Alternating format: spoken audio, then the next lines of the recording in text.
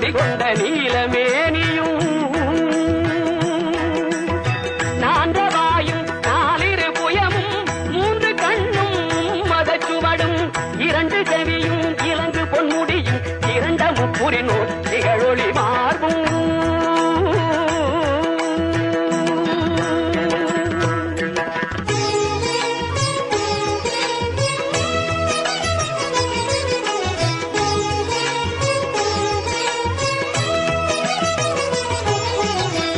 பதம் கடந்த துரிய மெய்ஞான அற்புதம் நிறைந்த கற்பக களிரே